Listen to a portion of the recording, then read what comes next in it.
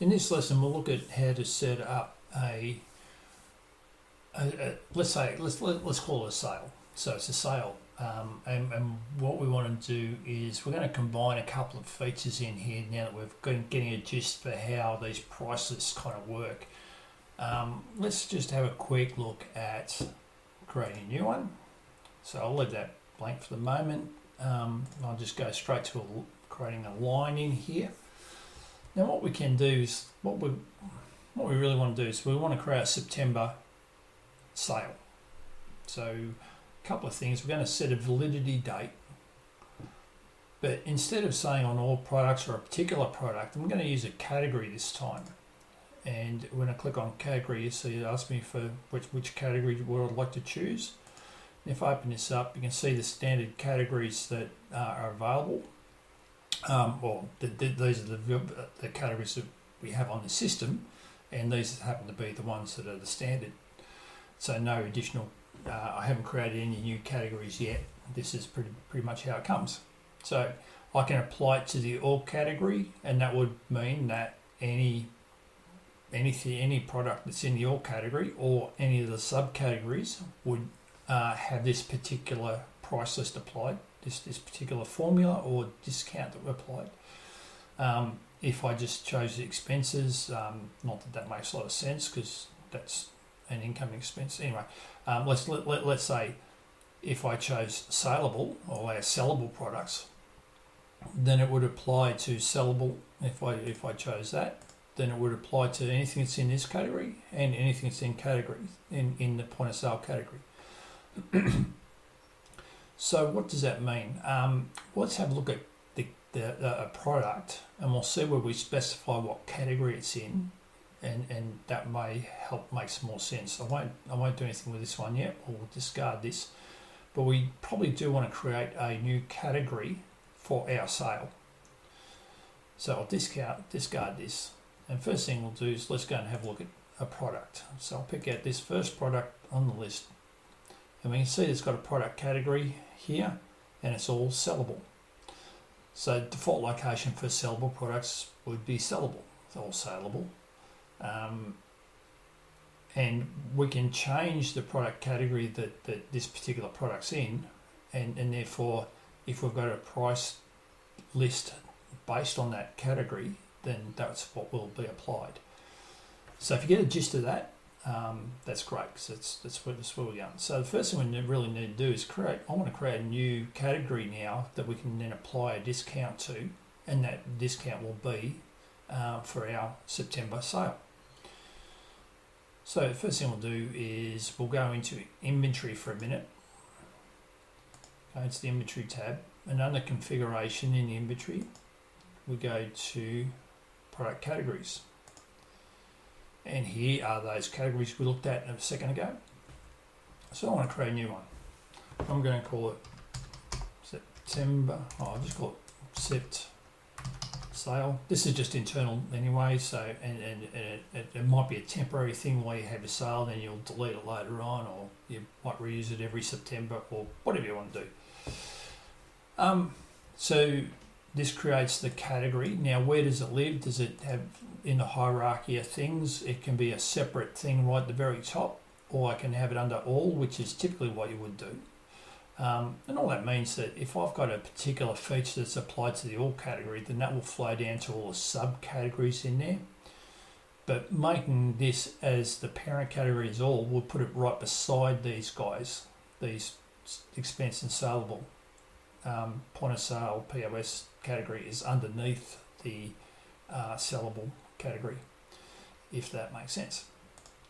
These, the rest of these are advanced features, which I won't get into today because just want to really focus on what we're focusing on and not getting distracted by other things. But we can talk about some of these other things in a later session. Let's leave it for that for now. So I think we've created our category. We'll save this, and now that category will be available to us. So let's go back into sales, and we'll go back to our price list. So I think we're now ready. That's all we really need to do, just to set this up in this configuration. So we'll create a new one, and I'm going to call it Sept Sale price list, just to make a difference to the category. Okay, we'll add a line, and what we're going to do, the first thing we'll do, let's get this category thing sorted. So we'll pop that out, and we'll say the set sale category is now the one I'm going to target. So any products in this category will have whatever discounts and so forth I apply here. Fixed price, fairly straightforward. I don't really want that, and we've already talked about that a bit. Let's go to discount. We've already seen how discounts work based on products or VIP type price list, but this will be just for this September sale. We'll make this a fairly generous sort of discount. Let's say a 30% discount for our September sale. This is a great way to also, just as a side note, to maybe have a old stock category, and then anything that's in the old stock category you might apply something like an 80% discount just to get it off the shelf and out of your stock and move it on. Anyway, that's a side note. Let's keep going with what we're doing. So product category, September sale, 30% discount, and now we'll set the validity date to be from the 1st of September, and we can click on the 1st, and then here we'll select from let's say 9 AM on the 1st, and now we'll go to the 30th. By clicking the start, you might notice that it's shaded in all this, and then click the end, and then I can go and set the dates, and then I'll round it up to 5 PM on the 30th.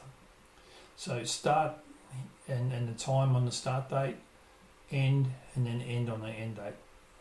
End time and end date.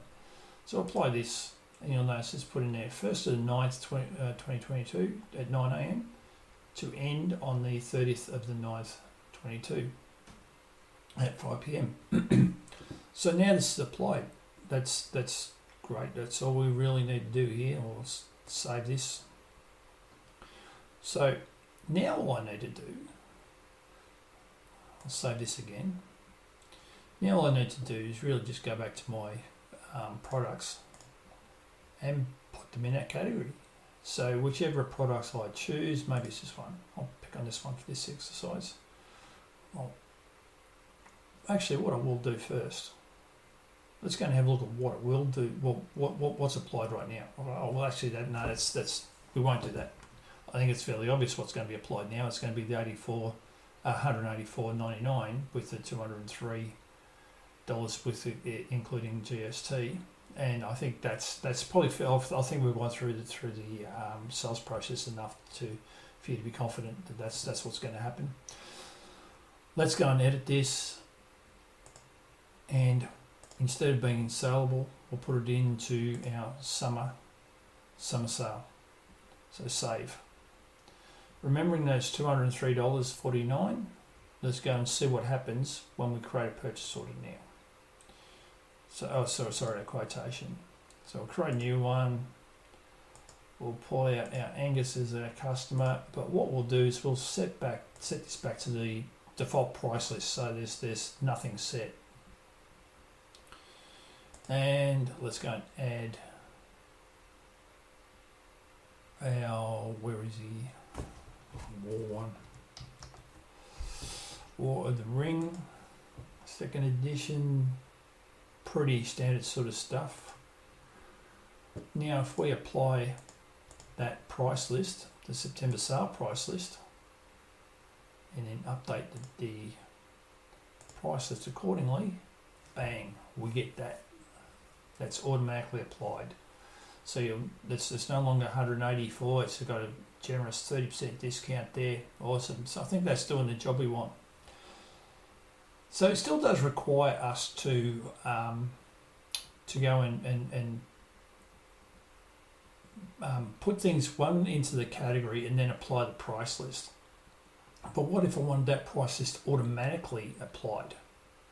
Well, we already know that when we by default, the user will have the default price list there. So I can apply this exact sale to the default price list, and then it would affect everybody except for ones that specifically have a different price list applied to them.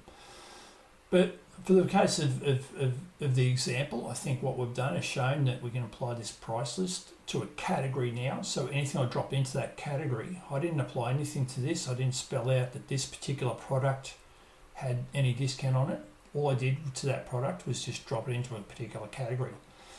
Now with that set up, all I need to do is drop the products into that category, and bang, this price list will be applied to that particular product. So that's where I might leave that one now, and in the next lesson we'll look at some more advanced features.